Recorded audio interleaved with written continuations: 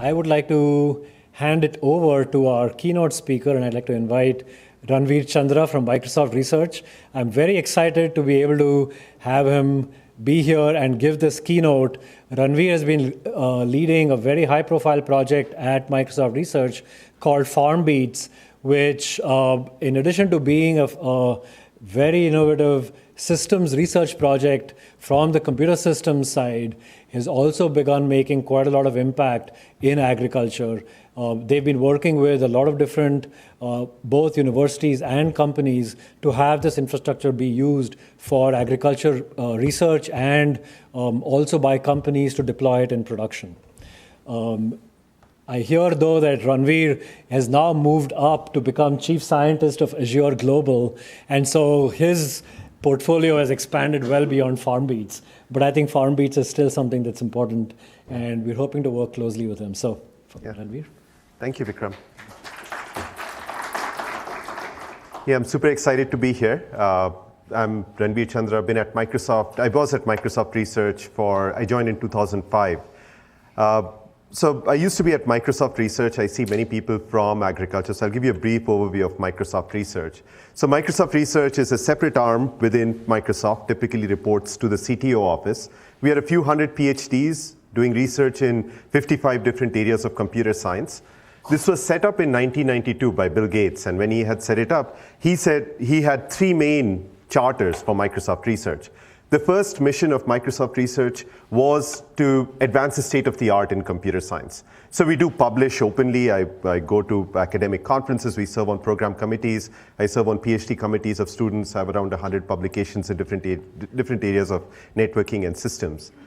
The second mission of Microsoft Research was to make sure that any research that we develop goes into Microsoft products. So we do technology transfers and file patents. All of us are proud of any technology that actually ships in, say, any Microsoft product. In my own case, if you're using my PhD thesis shipped in Windows 7, it's called virtual Wi-Fi. So now if you're using a mobile hotspot on your phone, it uses a technology called Wi-Fi Direct that builds on top of that particular technology called virtual Wi-Fi. If you're using an Xbox One, the wireless controller protocol that I'd helped design. So we all are proud of any technology that we ship that goes in the hands of consumers. And the third mission of Microsoft Research, the way it was set, where this project falls in as well, was the way Bill had defined it, was to make sure that Microsoft has a future. So we are all encouraged to think of things that are 5-10 years down the line. So in my own case, every 5 years, I start a new longer-term project, a high-risk project which might never pan out. In 2005, I started working on the TV white spaces project, which I'll talk about. Starting 2010, I lead battery research at Microsoft as well. And in 2015 is when I started this. 2020 will be next. Who knows what that will be. So within that, I'll talk more about FarmBeats. Before that, I wanted to let you know that my background, as you would have guessed, is not in agriculture. My PhD was in computer science. Growing up, though, I grew up in India. There are a few people from India here in the audience. You might relate to it. So growing up in India, every summer and winter vacation, I would spend with my grandparents. My grandparents lived in a small village in Bihar, which is one of the poorest states in India. So to get there, I had to first take a train, then a bus, and then this horse cart to this village, which was in the middle of nowhere. They had a small farm. They grew sugarcane, wheat, rice.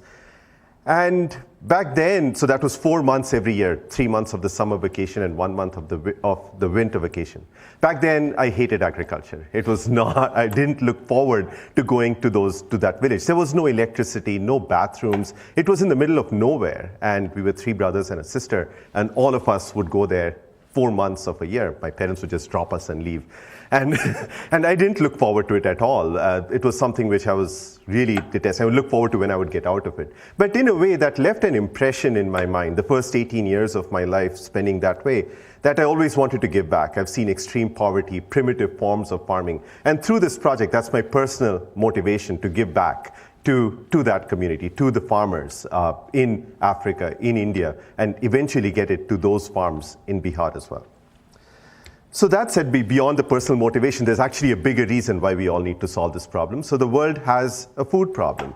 One of the common things you'll hear is that the world's food production needs to increase by 70% by 2050 to feed the growing population of the world.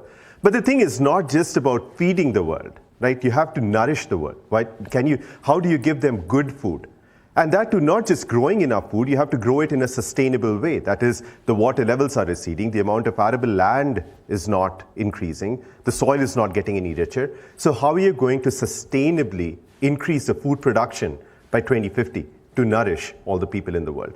So that's the big challenge. That said, also, if you go outside the US, farming is still one of the most, it's the biggest employer. More than 2/3 of the people outside of the developed world are farmers. And most of them don't make enough money. So how do you make the farmers' lives better?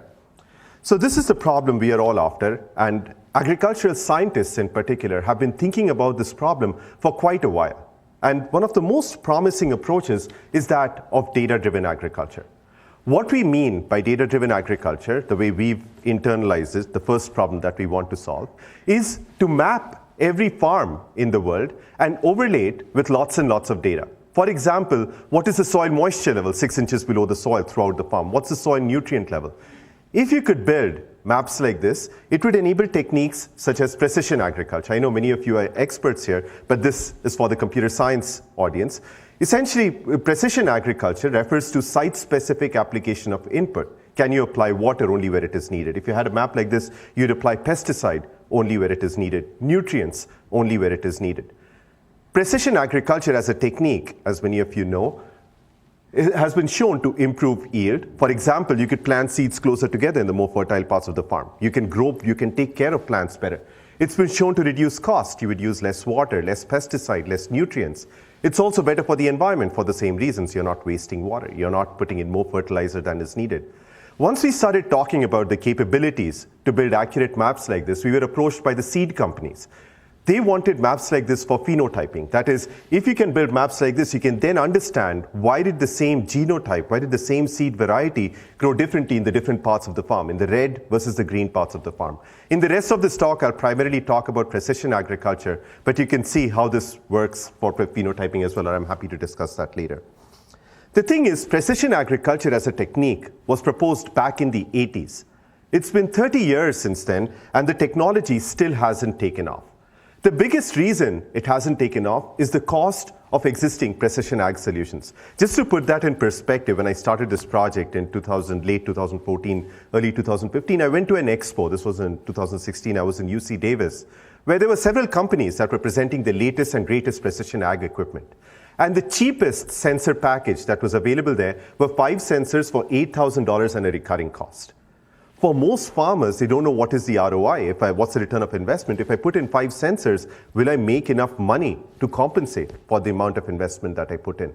And this has been one of the biggest reasons why this technology hasn't taken off. And I could get into more details. You hear a lot about precision mapping technology, precision GPS, but that's the best that we have been able to do, and that too is super expensive if you put this precision mapping technology on tractors. Beyond that, because these maps are not very accurate, precision application of any inputs is limited by the accuracy of the maps that you can create. Even the most advanced farmers that I've talked to, and I've talked to quite a few of them right now, the amount of fertilizer they put is based on the yields from last year, which is not a reflection of what nutrients your plants actually need. So the goal of the FarmBeats project, by the way, is to bring down the cost of these solutions by 2 orders of magnitude. That's the goal. We are not there yet. We are going towards that. But that's what we are after. We want to make sensing so inexpensive that farmers can just put these things out there to get a more accurate view about what their farm looks like so that they can then take data-driven decisions. So usually, if you give this problem to most technologists, not the people here are more aware of agriculture, but if you give it out to most IT people, they'll say, you know what, this is an IoT problem. The way that is, you would put these sensors out in the farm, you would push all the data to the cloud. Once you get all this data to the cloud, you can then create these maps. It's a simple problem. Well, most of our IoT systems work that way. Your Nest camera at home, or your Xbox, or your Alexa at home, most of them work that way. The thing is, that doesn't really work well for agriculture, and Vikram covered some of these in his talk as well, because of these 4 reasons. And I'll get into each one of them in a little bit more detail. The first challenge is that of connectivity. Even though the farmer's house has some sort of connectivity to the cloud, most farmers in the US, they pay for broadband. What they get is 1 to 3 megabits a second. The actual farm could be a few miles away. Even though connectivity might exist when you plant the seeds, by the time the crops grow, the connectivity is lost. These crops come in the way and they attenuate the signal. The second challenge is that of number of resources that are needed. If you wanted to build an accurate map, and agricultural scientists here know much better than this, that if you want to build, say, the problem was, what is the soil moisture 6 inches below the soil throughout the farm? If you wanted to build an accurate map, you would need lots and lots of sensors, say a sensor every 10 meters, because soil moisture can vary from row to row. Right? But putting a sensor every 10 meters is expensive to deploy, to manage. It'll come in the way of the farmer as the farmer does the day-to-day job. The third challenge is that of connectivity to the cloud. That is, even though you can send a lot of data from the farm using some technologies that I'll talk about to the farmer's house, the farmer doesn't have great connectivity to the cloud.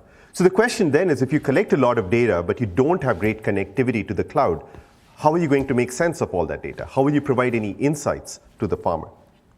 And the fourth challenge is that of power. Most of these farms don't have power outlets. Right? So how do you connect all your devices? How do you power all your devices? A lot of you would think that solar works well, but you have to live in Seattle in the winter months to see why it doesn't always work. We get lots of cloudy days. So that's what FarmBeats is. So we essentially solve these 4 challenges in a way to get a lot of data from the farms and then combine that with other data collection in the cloud to provide insights for the farmers. And I'll talk about each one of these challenges in a little bit more detail about how we solve them. So coming to the first problem, right? This is the problem of farm connectivity, the one I talked about. That is, the farmer's house has some sort of connectivity to the cloud, but the actual farm could be a few miles away. And connectivity here could be obstructed by trees, crops, canopies, and so on. So the question then is, how would you send data from the middle of the farm? I'm not only talking of sensors, think of cameras, drones, the robots, all of that. How do you send all this information from the farm to the farmer's house? To solve this problem, we use a technology that I mentioned before. I've been working on this since 2005, called the TV white spaces. What the TV white spaces enables is a scenario. Imagine if you go to Best Buy and you buy a Wi-Fi router and you put it in your house. Imagine a scenario where you could access this a few miles away. That would be cool, right? Right now, as soon as you exit your house, your Wi-Fi disappears. And the way we do that is by overlaying the Wi-Fi signals in empty TV channels. So this is over-the-air TV, the TV you watch either using rabbit ear antennas or those big antennas that you put on the roof. You know, when you browse through TV, on certain channels you receive a transmission. On the other channels, all you see is white noise. That's nothing coming there. With this technology, we are able to take Wi-Fi signals and put it in these empty, noisy TV channels in a way that doesn't interfere with your reception in an adjacent channel. So you could be watching channel 7 at home. On channel 8, we could be sending Wi-Fi signals. And the reason this is so cool is that compared to Wi-Fi at the same power level, in UHF TV channels, your signals go 4 times farther. In VHF, they go 12 times farther. And this is in free space, purely based on physics. Once you put in trees, crops, canopies, your signals just keep going through. Because, well, these are longer wavelengths. They can get around these obstructions much more easily. In fact, in our latest experiments, we put them up to a meter under soil, and a signal goes through that as well. Now you can see why that would be so appealing for some of these big fruit crops. So in one slide, I'll explain, essentially this is 5 years of my research. I've tried to compress it all in one slide. And at a different point, essentially what I want to convey here is, why is this technology different from cellular or Wi-Fi or any of those technologies that you have right now? So the way the system works is as follows. Suppose your phone had a white spaces chipset. It would first scan the spectrum, the x-axis here, which is frequency, and find out all the channels that are occupied at that location. So it would say, in this particular auditorium, each red bar corresponds to a TV channel that is occupied. What it would then do is it would then start operating in an unused spectrum, in a gap, in one of those TV channels that are available. While it is transmitting there, it keeps looking to see, did a TV transmission come back? If it did, it moves to a different part of the frequency spectrum, and if needed, it would adjust its power level or the bandwidth. So each one of these had multiple papers that we had written on it since 2005 to 2010, including the best paper at ACM SIGCOMM in 2009. We have a huge body of work around this. We were the first at Microsoft to build the TV white spaces radios, build the first Wi-Fi-like protocol. we demoed this system on Microsoft campus. We had the first such network where the FCC chairman had come back in 2010 in August to see the demo we had put together. There was essentially a shuttle, a Microsoft shuttle that we had equipped using the spectrum where we showed that you wouldn't interfere with TV channels and still get really long-range, high-throughput connectivity. So this was actually made legal in 2010 in the US. Since then, we've gone out in different parts of the world to Africa, India, Southeast Asia, and connected high schools, hospitals, dispensaries to the internet using this technology. The reason this is so cool is that for cellular carriers, there's very little incentive to deploy a tower, which is very expensive, out in the middle of, say, rural areas, because there are no people or very few people. They don't have the paying capacity. With this, you have a Wi-Fi-like model. You set up a tower, which is inexpensive, can go up to 10 miles, and you can get high-throughput connectivity at long distances. In fact, so we've gotten support at Microsoft for this. On Windows 10 launch day, our CEO, Satya Nadella, he was in Africa in one of those schools that we had, high schools that we had connected to the internet. He was then from there Skyping to another high school in Andhra Pradesh in India, where his dad used to teach at once upon a time. And this was both these schools, these kids had never seen a computer, never connected to the internet, and now with the power of the internet, they're now getting better educated, and we keep getting these emails from these guys saying how thankful they are to be able to use this technology. So that said, so in 2017, our president, Brad Smith, he announced an initiative called the Airband Initiative, through which Microsoft has made a pledge to connect, when he announced it, he said 2 million rural Americans to broadband by 2022. By broadband, we mean 25 megabits per second down, 3 megabits per second up. So as you can see, the progress was great. This is a slide from December of 2018 when I was with him on stage in DC, where we upped the target. We are so happy with our progress that we've said that by 2022, we'll connect 3 million rural Americans to broadband. So this is an initiative where Microsoft is putting in money, and any money we make from this initiative, we're going to put it back to connect more and more rural Americans to broadband. The key thing in the context of agriculture is that TV towers are where people are. If you go to Chicago, well, all the TV channels are occupied. If you go to a farm, you'll find very few TV channels that are actually in use. Most of the channels are just white noise. So just to put this in perspective, if you go to, say, in the middle of a farm, in the US, there are 50 TV channels. Even if 20 of them are white noise, and I'm being conservative here, each TV channel is 6 megahertz wide. So you're talking of 20 times 6, which is 120 megahertz of unused spectrum in the middle of a farm. Usually to convert megahertz to megabits per second, we multiply by 3.6. So 120 megahertz times 3.6, we're talking of over 400 megabits per second of unused capacity in the middle of a farm. At 400 megabits per second, you're not talking of just connecting sensors. You could be connecting drones, cameras, streaming a lot of information that you just couldn't gather from the middle of the farm. Our vision here is just like Wi-Fi connects your house, the TV white spaces could be used to connect your entire farm. And that's what we've been doing in several farms around in the US, where we put this antenna up with the radio, and miles around it gets connected, getting a lot of information that you couldn't get from the middle of the farm. In fact, we've been talking to several agricultural scientists, and the number one problem we hear is, how do we get all this data? With this technology, we think we can help solve that problem. So the second problem, with the TV white spaces, we can bring down the cost of each sensor which is out there in the farm. The second challenge is, how many sensors do you really need to build an accurate map of the farm, be it soil moisture, soil temperature, soil pH, or any other parameter? As I'd mentioned before, if you wanted to build an accurate map, going back to the same problem, that is, what is the soil moisture level 6 inches below the soil throughout the farm? Suppose that was the problem. You would have to put lots and lots of sensors, say a sensor every 10 meters, to build such an accurate map. But as I'd mentioned before, putting a sensor every 10 meters is expensive to deploy, to manage. It'll come in the way of the farmer as the farmer does the day-to-day job. So the key question is the last bullet here. Can we build an accurate map using very few sensors? So to solve this problem, our key insight was to use aerial imagery, or such as from UAVs. These are drones that you can buy for about $1,000. They can cover large areas very quickly, and they have a camera at the bottom, using which you can get images of the entire farm. And the key technology we built was a way to combine aerial imagery with ground sensor data to build these maps. In fact, there's a faculty candidate coming here, Deepak, who was my intern, one of the 4 interns who started when I started this project back in 2015. This is an algorithm that he developed back in the day, and I'll talk a little bit about that.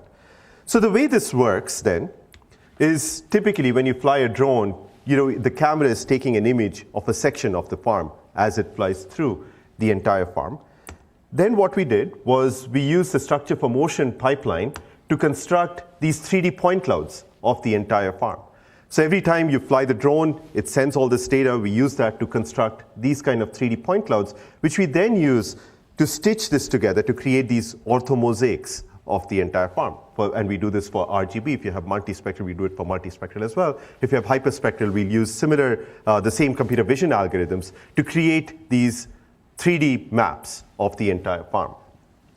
One of the things there, though, drone works great in the developed world. But one of the things I had mentioned is we wanted to take the same technology to these farms in Africa and India and so on. We're working with the Gates Foundation on some of them.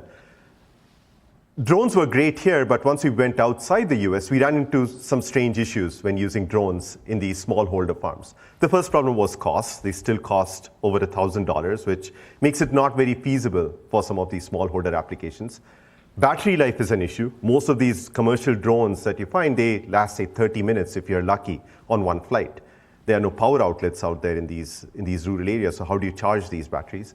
And the third problem was regulatory, kind of unexpected. In some countries, when we wanted to fly the drone, we had to get permission from the Ministry of Defense, at which point it wasn't going to happen. Right? So we had to think of an alternate way. The problem was, how do you get long-term imagery of a farm, of any farm? Or how do you get a low-cost way to get this imagery? Our solution was to go low-tech. We are using helium-filled balloons. These balloons are tethered to the ground. They go 150 to 200 feet above the ground. What we built is the mount that you're seeing there that's attached to the balloon. It's a weatherproof mount where a farmer can put their smartphone with the camera facing down and a battery pack attached to it. And this thing can stay up from 4 to 7 days taking images of the same part of the farm. So this was there's a farm close to Microsoft campus, about 25 miles east of Microsoft campus. This is a demo farm where we do a lot of demos. Bill Gates came to our farm. He blogged about it. Suraj is sitting here. He was one of the interns. He had demoed to Bill Gates when he visited the farm. So this is one of those. This is a smallholder farm. The farmer there grows specialty crops and he sells his produce in either the farmer's market or to restaurants. His farm is next to the river, Snoqualmie River. Every winter, whenever there is rainfall, his farm gets flooded. Right now, what he does in the morning, if he comes, sees any amount of flood in the farm, he has to throw away his entire crop because regulations require that he cannot sell any crop that is touched by the flood. With this technique, he actually monitors to see which crops were touched by the flood and only throws away those crops. So with this, he's actually able to save some crop by not throwing away all the crop every morning he sees any amount of flood in the farm. The other thing we did with this was, well, in places like India and Africa where labor is inexpensive, someone could just walk around with the balloon. And then we have computer vision algorithms using which we can stitch it together to create these orthomosaics of the farm. The key challenge here was that in drones, your camera is mostly facing down, right, with the motors and so on. With the balloon, your balloon moves around with wind. Your camera is not always facing down, it's swaying. So how do you then figure out when is it actually facing down, use the right images to create this orthomosaic? So then the way the system works is we would use either drones or balloons to capture this imagery, and then we stitch it together to create these orthomosaics of the entire farm. We then combine that with the sparse sensor readings to create these kind of precision maps of the farm. We've done this for pH, temperature, and moisture. Just digging into a little bit more detail, the way the system works is every time you fly the drone, you get these sensor readings where you're getting the ground truth data with the aerial image. So what you know is at that particular lat long, what is the actual value, say for soil temperature, and you know what is the RGB or other spectral values corresponding to that point. We use that to train the machine learning model. We're using Gaussian processes for this. And we use that then to interpolate the data in all other parts of the farm. In particular, our system is based on two key insights. The first is spatial smoothness. That is, if two parts of the farm are close to each other, they are likely to have similar values. And the other is visual similarity. That is, if two parts of the farm look similar, in RGB, multispectral or hyperspectral imagery, they're likely to have similar values. And we use that to train the machine learning model, essentially with two different kernel functions, which are run simultaneously to then predict the values in all other parts of the farm. So essentially, what we believe is we are the first who's been able to combine both the drone and the ground sensor data to start building these kind of maps. And we've done this for moisture, pH, and temperature. And then later on, I'll talk about the accuracy of the system.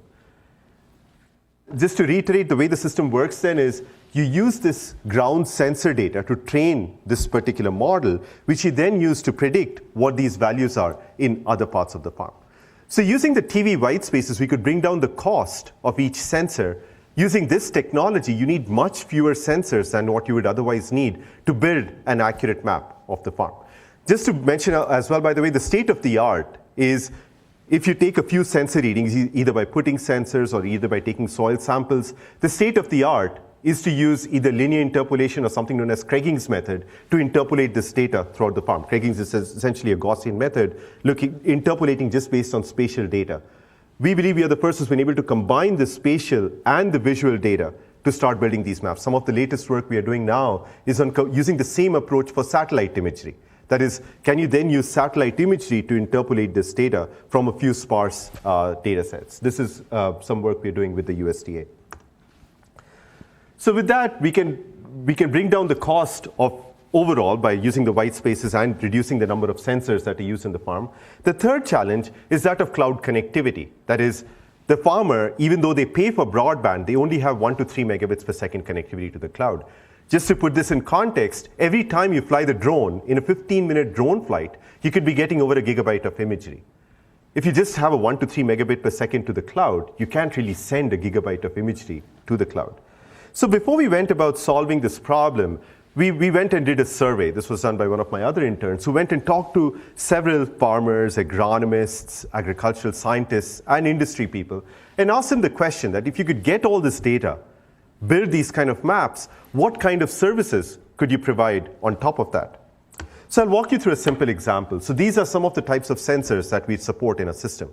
You could have weather data, video from drones, images from cameras, sensors that are placed in the ground of different types. We have an app that we've given to the farmer where the farmer can take notes. This is also unstructured data. This is also sensor data that in our system. So the way the system works, I'll walk you through one example. Is, for example, you'll fly the drone, you would take images, you would use that to create an orthomosaic, this panoramic view of the entire farm. You would then take sparse sensors and combine it to build a heat map, like what I just talked about, using, for example, a moisture heat map. You could then take as input the predicted weather forecast and come up with an irrigation schedule of how much water do you apply when and where in the farm. This is just one example. In fact, when we did this survey, and this survey is more than 3 years old, there was a huge set of services that people came up with. In fact, every time I present this, people come up with new applications of what you could, even today in Bikram's talk, you're talking of multiple other applications that you could start doing on top of it. The reason we went through this exercise is not because we're going to build these services. Microsoft is not an agriculture company. We don't have the agronomic depth to go about building those. But the reason we went about it is to understand what are the requirements of such a system. How much data do you really need to send to the cloud? So this is, for example, the amount of data that we generate from, this is for a farm in upstate New York. It's a 2,000-acre farm. This is the amount of data that in some cases we are generating on a daily basis. You can't ship all of this data to the cloud. The thing is, you don't really need to, because the amount of data that you need to send depends on the services that you are providing. I'll walk you through some examples. For example, if the farmer wants to just query the sensor data, they're probably looking for the latest information. What is this sensor giving me right now? For livestock monitoring, when did the cow go outside the fence? Again, you want to send the alert right away. There's kind of a funny story here, again related to the same farmer, this in Eastern Washington, this in the smallholder farmer where we do a lot of demos. It's funny for us, not so funny for him. So he came up with this challenge for us. He was like, he gave us this challenge that every year, just before harvest, there is a black bear, not a grizzly bear, not a wild bear, a black bear that comes and eats up all the red lettuce in his farm, doesn't even touch the green lettuce next to it. His challenge to us was, can you send me a notification when you see that bear?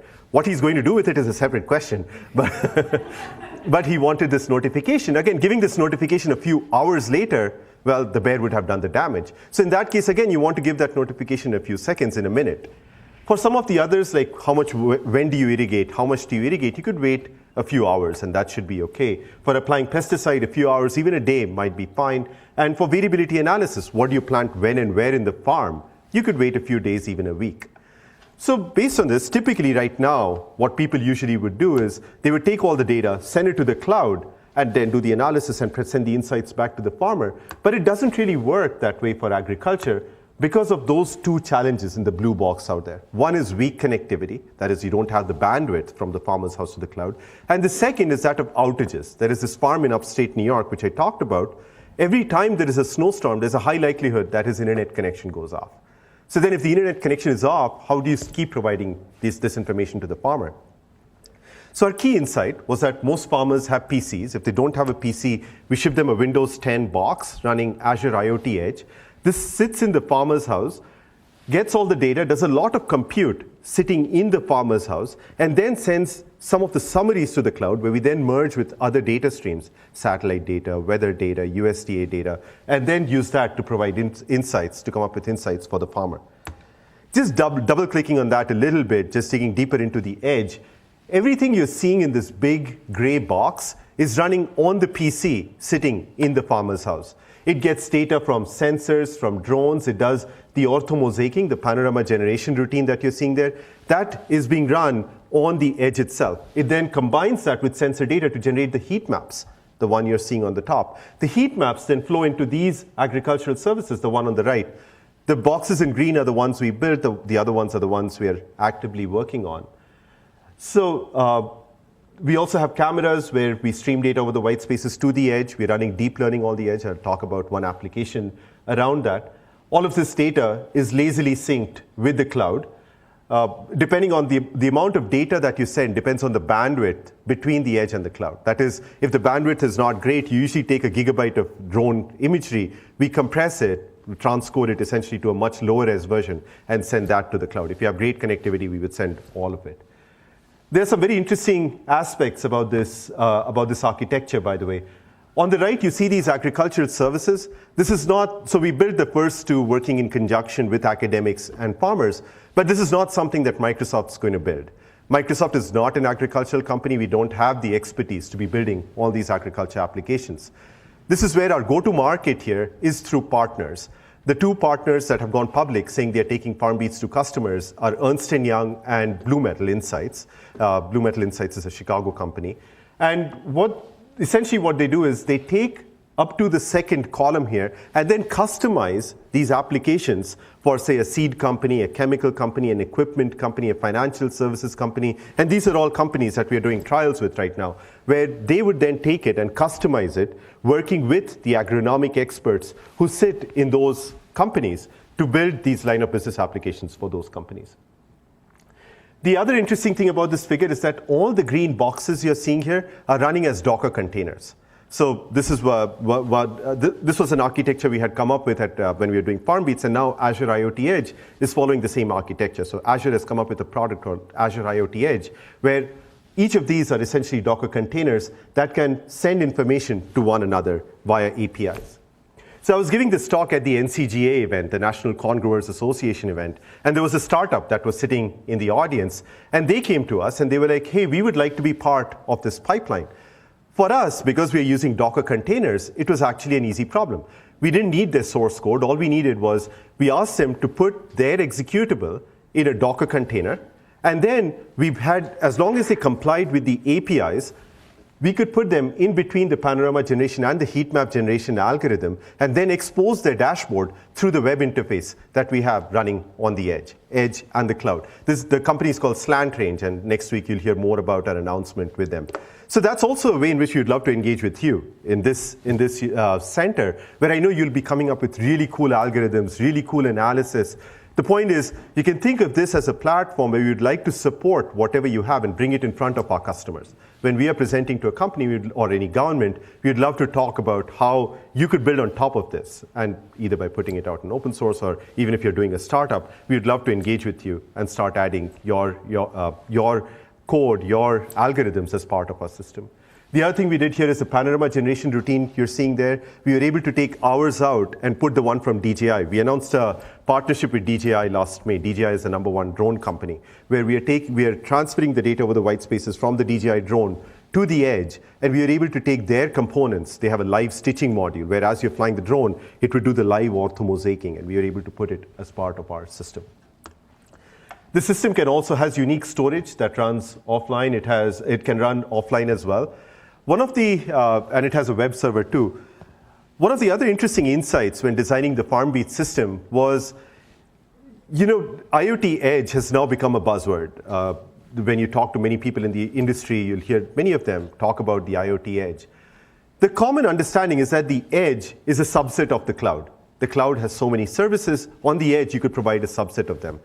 What we realized here is that that's not really the right abstraction, because on the edge, because you have unique data that resides only on the edge and not in the cloud, you could have unique services that are running only on the edge and not in the cloud. One such service we built is a 3D walkthrough of the farm. Because you have this high-res imagery of the farm that sits only on the edge, might not be in the cloud, we built a 3D walkthrough, and you could build a 3D model of the entire farm. You could have a complete immersive experience when you're connected to the edge, and you won't have this when you're connected to the cloud. So this is one of the other insights that we had. You can think of this where edge is not necessarily a subset of the cloud, it's an entity in itself, right? So, and the last thing I won't touch much upon is the power on the farm, where we did some really cool work here as well. One of the things we wrote in the paper was, how do you increase the amount of time that your system can be active in the farm? So it's not just powering sensors. We had a white space radio, we had a camera. We had to power all those devices in the farm. In Seattle, initially when we had essentially 4 12-volt batteries and 2 solar panels, our system would last 4 days. That's it, 4 cloudy days.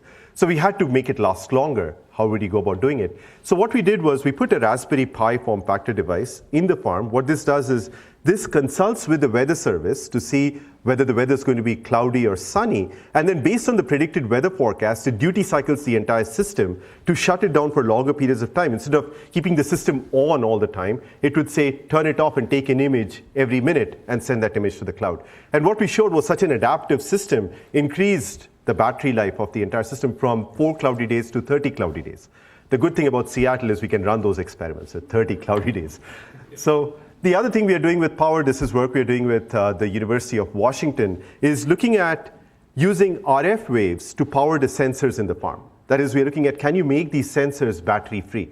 Because we have a white space antenna out in the farm, it's sending high power signals. Can you use those signals to power these sensors which are out there? So you have battery-free devices, which would be really cool.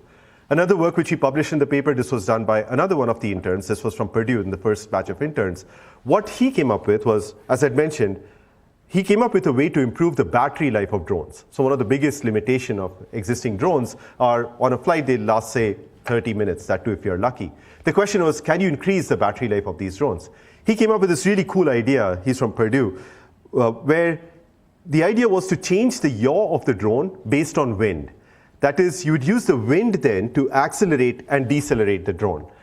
Just like when you're skiing, you change the direction of the ski to accelerate and decelerate. The point was, for a drone, you would come up with the path, and then as the drone is going around on the path, can you just change the yaw so that it's leveraging the wind to accelerate and decelerate? And what we showed was when wind was between 5 and 15 miles an hour, you could get up to 30% improvement in drone battery life. It doesn't solve the drone problem, but it takes a big step forward. So these are several deployments. This is, again, a slightly dated slide. We have deployments now in Africa, in New Zealand, in Chile, in various parts of the world. And yeah, these farm sizes, again, these are, we've deployed them in much bigger farms now as well. These are just some of the sensors. These are some of the statistics of our system. The one we are really proud of is the one on the right. That is, even though there was a week-long outage, our system continued to collect data and provide insights to the farmers. How the farmers are using it, this is one such application we built, which is microclimate forecasting. So right now, farmers, once they, one of the limitations they run into is when they look at weather, they're getting the weather prediction at the weather station, not really what's happening in the farm. putting a weather station is expensive. They don't want to put in $10,000 worth of a weather station out in the farm. So the question was, can you provide them these weather predictions and also unknown variables, things like what is the soil moisture going to be over the next 5 days? Can you start providing this information to the farmer? So what we did here was we took data from 50 different weather stations across Washington state over the last 7 years at 15-minute intervals, and we used that to train a model, a machine learning model, which we then use to predict the values. So once we deploy a sensor in the farm, within 24 hours, we do transfer learning to start making predictions for that sensor in the farm about things like what is the soil moisture going to be over the next 5 days? What's the soil temperature going to be over the next 5 days? And this is, again, we are doing this in the farm in Carnation. This is the one in Washington with the smallholder farmer. And he uses these insights for several of his farming applications. For example, when does he apply fertilizer? Whether he plows or tills the field, how does he till it? All that information is based on these kind of insights that we can provide. Here, what you're seeing is for soil moisture and soil temperature, the error, the red bars, is less than 10%, even when you're looking at up to 5 days in advance, which is, again, useful for the farmer. We are also using this to predict unknown sensors, things like, can you predict evapotranspiration or leaf wetness based on these sensor values along with the other predicted weather variables. And there the errors are still around, we're getting an accuracy of 80%, and we're still working on that to improve it to beyond that. This is one of the ways the farmer in upstate New York uses our system. So this is a 4-kilometer stretch. The farmer wanted to know how his cows are doing once they're out in pasture.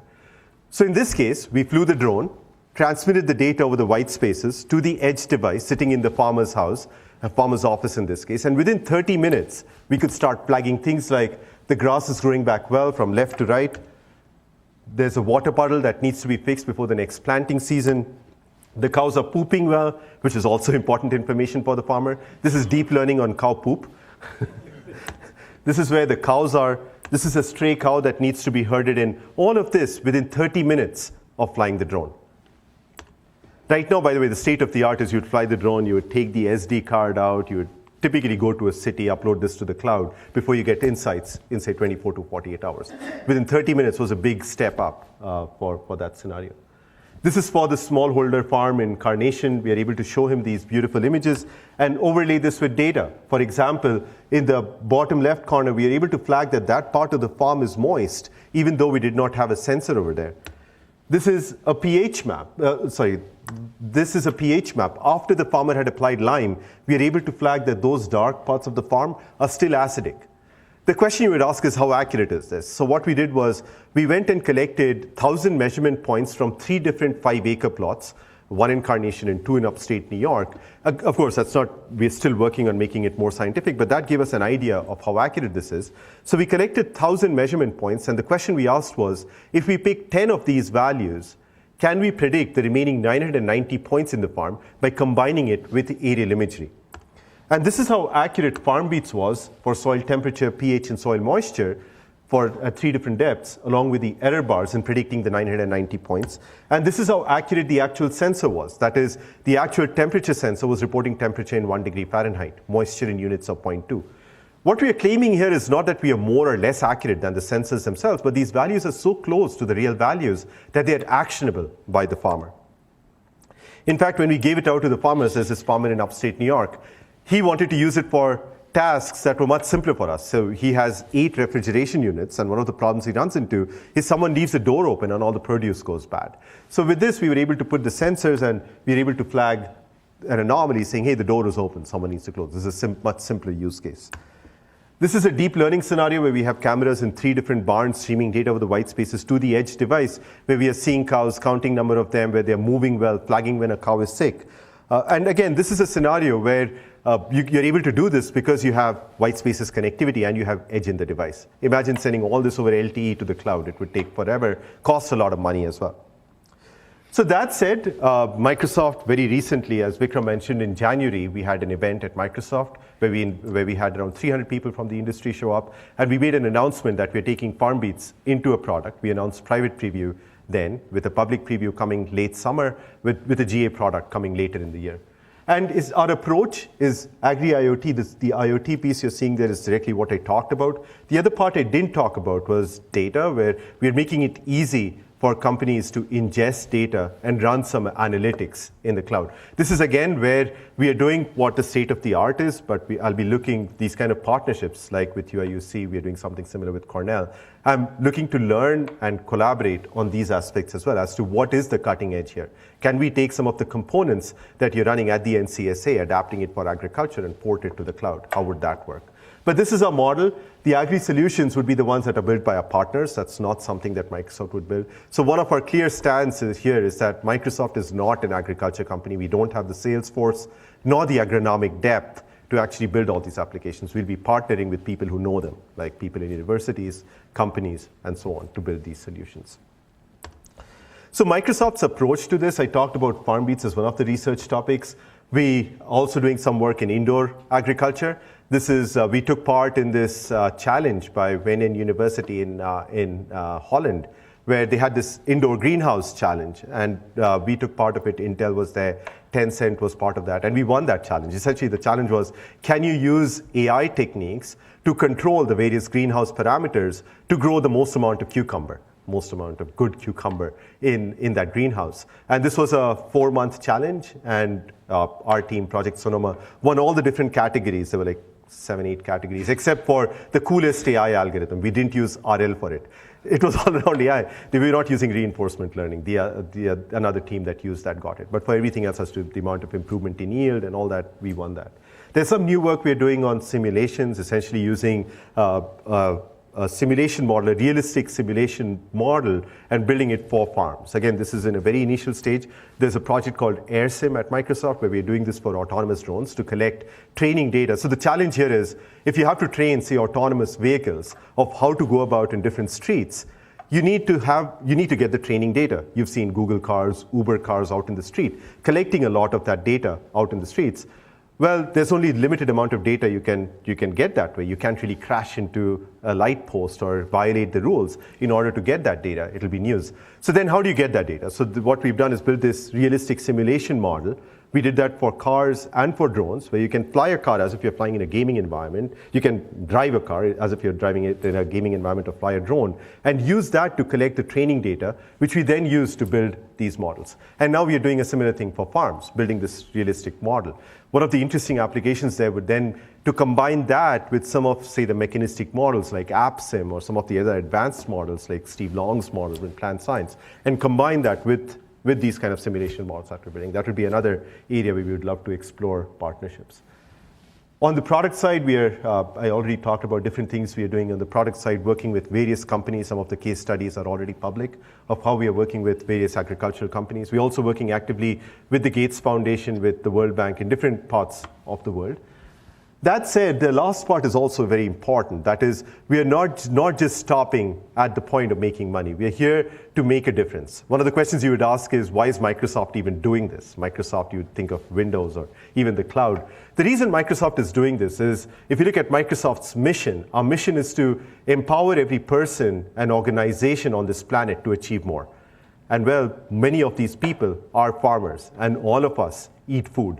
So that's why this is an area where we really need to invest if we need Microsoft to succeed, if we need Microsoft to meet our mission statement. So we are taking a very holistic view. There is AI for Earth. This is a program, again, under our CSR initiatives, the corporate social responsibility initiatives. Through AI for Earth, what we are doing is we are giving out grants.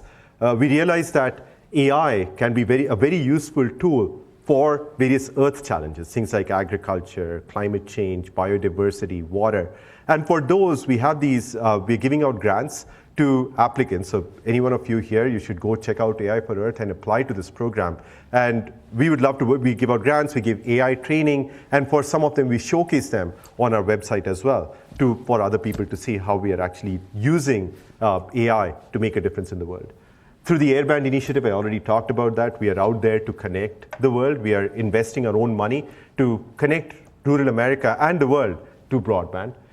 And one of the newest things, the Microsoft Philanthropies work, where we're working with 4-H and the FFA. FFA is Future Farmers of America. So we announced this partnership with the FFA, where we're giving them, again, resources from Microsoft. We're giving them FarmBeats kits, the one I just described. We are giving these kits. So we had a challenge across all FFA chapters, and 50 of them were selected as winners these are high schools to whom we are giving these FarmBeats kits to start programming, to get used to digital agriculture. These are future farmers that we want to get equipped with digital agriculture techniques. In fact, using the same kits, which was very interesting, we gave it at a Cornell hackathon a couple of weeks back. At Cornell, the CEDA, the Cornell Initiative on Digital Agriculture, they had a hackathon where we gave these kits and Azure credits and worked with the students to start building applications on top. Of course, this kit is still in its initial stages. We'd love to give that here too, get feedback, and start getting people to build on top of that. So that said, just to conclude the FarmBeats part, FarmBeats is it's a way to collect a lot of data from the farm using the TV white spaces, using the edge, and then applying new AI and machine learning algorithms to turn that data into actionable insights by the farmer. So with that, I'll be happy to take any questions. Thank you.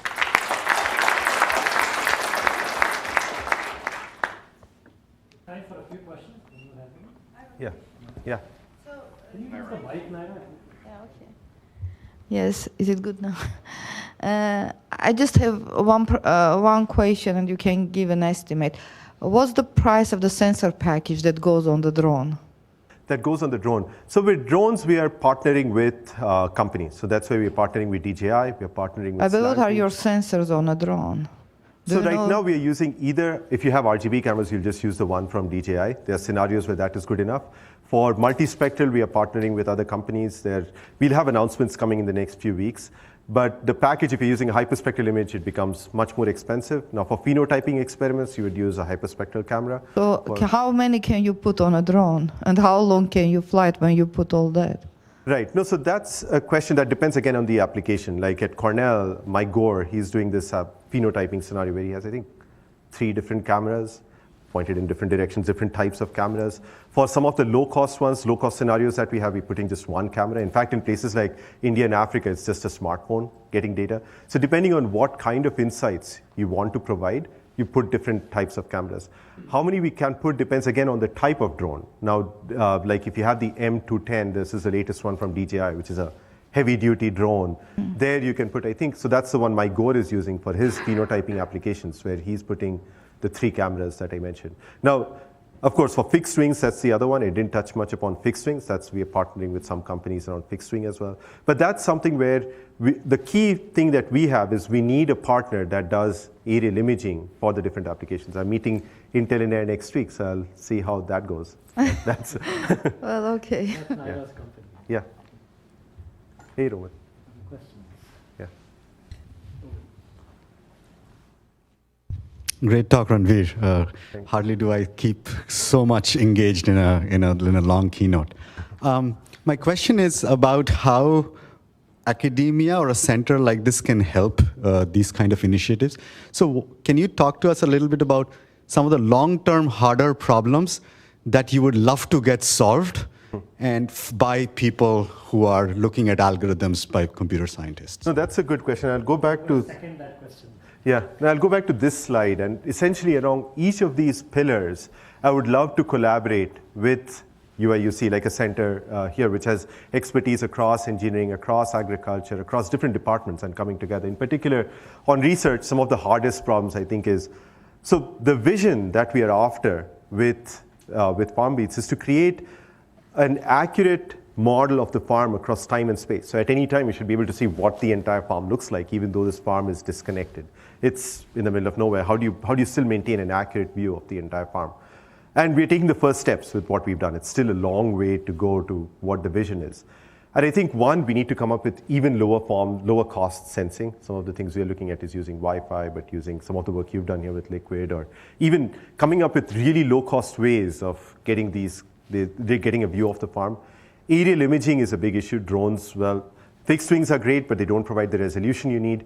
Drones provide the resolution, but they don't have the battery life.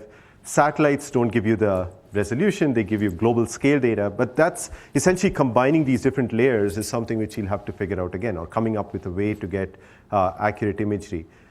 Beyond that, even going to the model of each plant, that's something which is unknown. So AppSim, for example, the one I mentioned, is a great piece of work that came out of CS. So essentially what it is you can think of it as a mechanistic model, a formula-based model about how does a particular seed grow.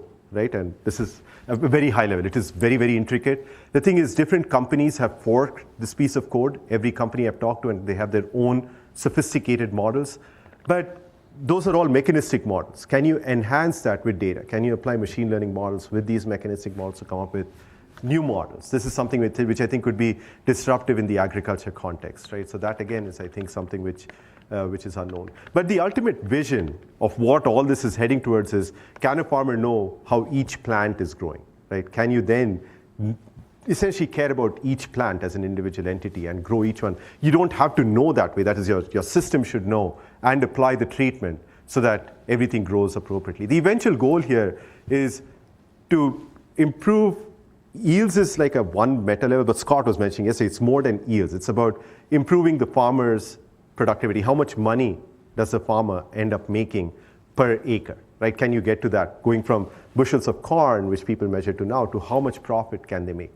And for that, we need to solve these problems. We need to make sure that they get more yield, but at the same time, their costs go down in labor, costs go down in input costs, as well as they are not harming the environment. And for the last one, there are very interesting business models we were discussing over dinner, where the industry is thinking in that direction. That is, if, for example, you could solve this traceability problem, like every time you eat food, you know where this food is coming from, how this food was grown. Now, this provides a differentiator for the farmer to start adding traceability to every crop that they've grown, saying, this is how I grew it, so I should be paid more. And people would be willing to pay more to farmers because they use certain methods. They were more sustainable in the way they grew farming. That's, again, another challenge. So the ultimate goal for us is, again, having this view of every plant with a goal to make the farmer more productive. And this is a worldwide problem. We talked about the problems here. Once you go out of the US, the problems become much more severe in the developing countries, in Africa and India. And we hear about farmer suicides and so on. The thing there is the problem goes beyond technical at that point. The government plays a very important role. So that's why yesterday there was someone from policy sitting here, where I think we need to start working with the policy people to help the government make decisions. Now, the government in India, for example, is spending huge amounts of money in the farmers, yet we keep hearing of farmer suicides.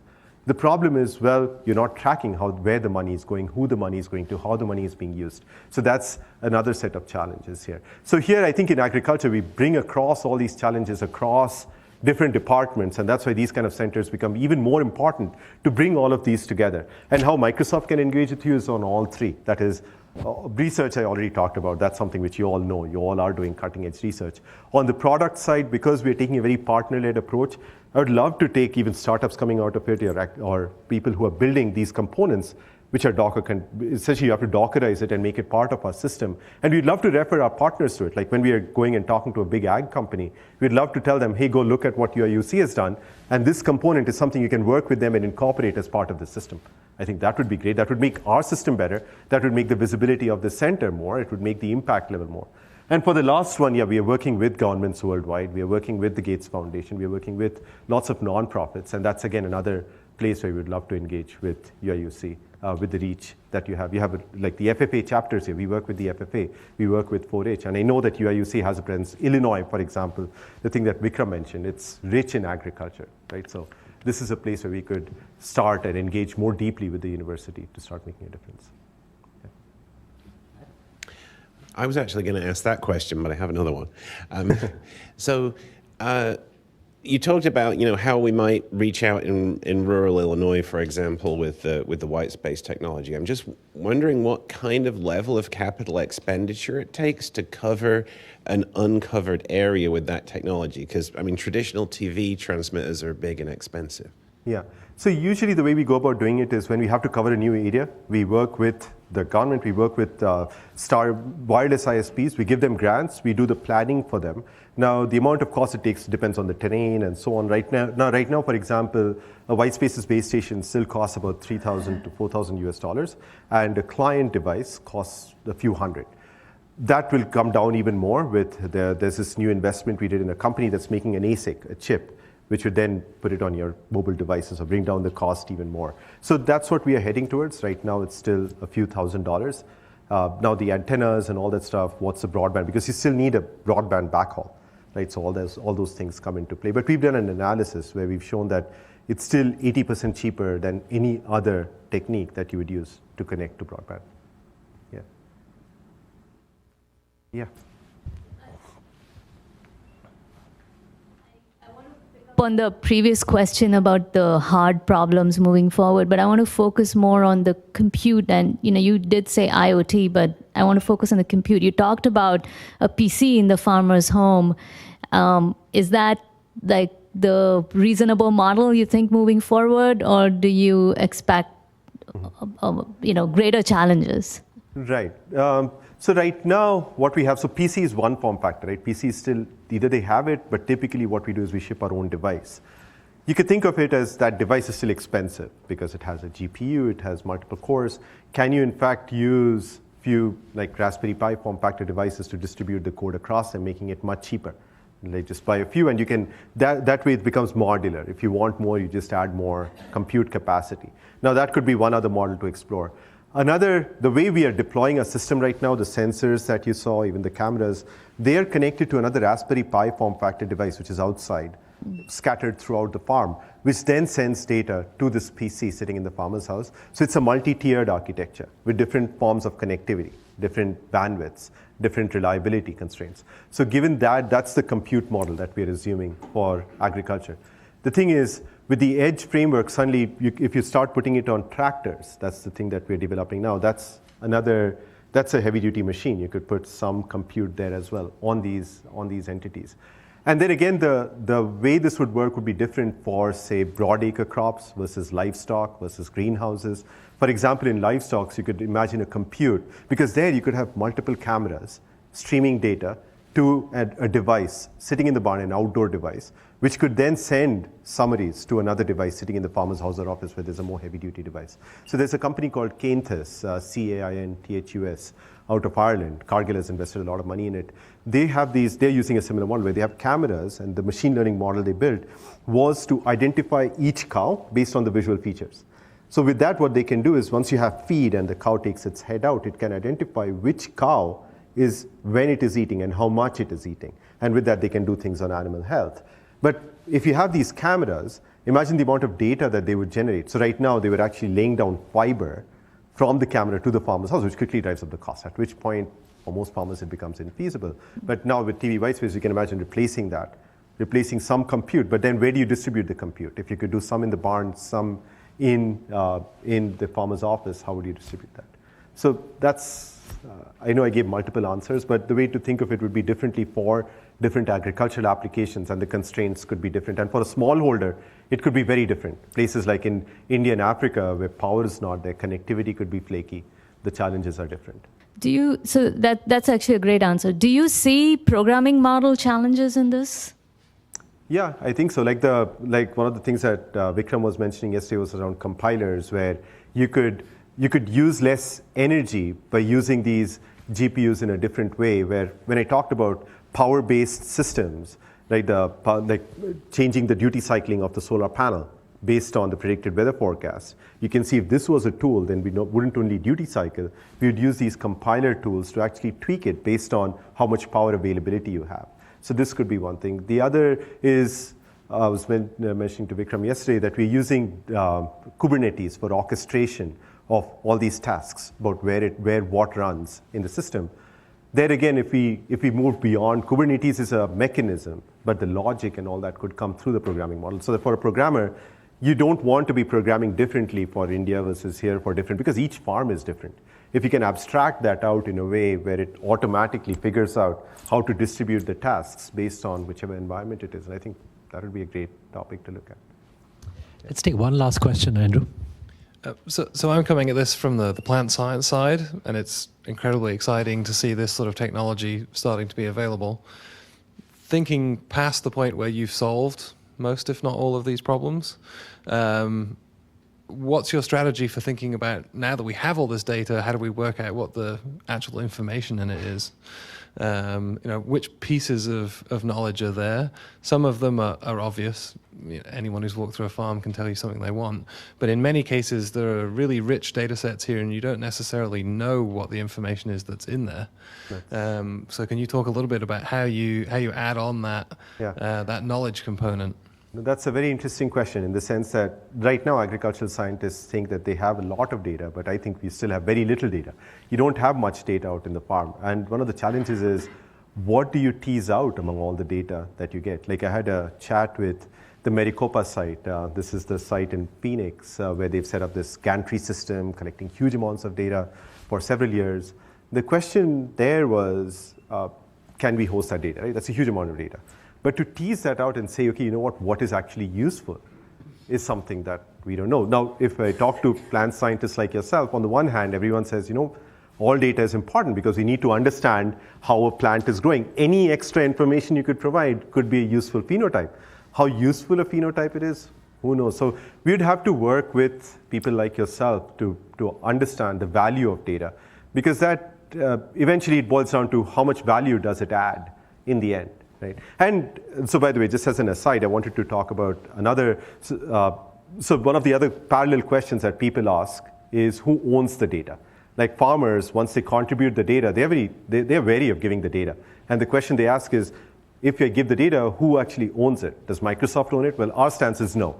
We are not in the process of owning the data. It'll belong to who, like if you're taking a seed company service, they own the data or you own the data. The other question is, how valuable is the data? Every farmer says my data is super valuable. How do you pay them back? So there's this company called FarmMobile, which is paying farmers back based on the value of the data that they get. No, actually, they're paying farmers a flat rate based on the number of acres that they have. There's a very interesting research problem that's actually been worked on at Berkeley by Dawn Song. One of the problems she's looking at is, can you come up with value of data? That is, how valuable was a particular data set in generating that model? That is, if you take that model out, if you take that data out, how inaccurate is the model? So those could be incentive schemes that you could use to figure out the value of data, which could be applicable for your question as well. That is, how valuable is the data? Well, eventually you build this model and see how much extra value does this particular data set add. But that's an open problem. Right now, I think in agriculture, everyone's talking about collecting all the data that is possible. But how valuable is each data? I think that's an open problem. Yeah. Okay, with that, let's thank Ranveer. Give him a round of applause.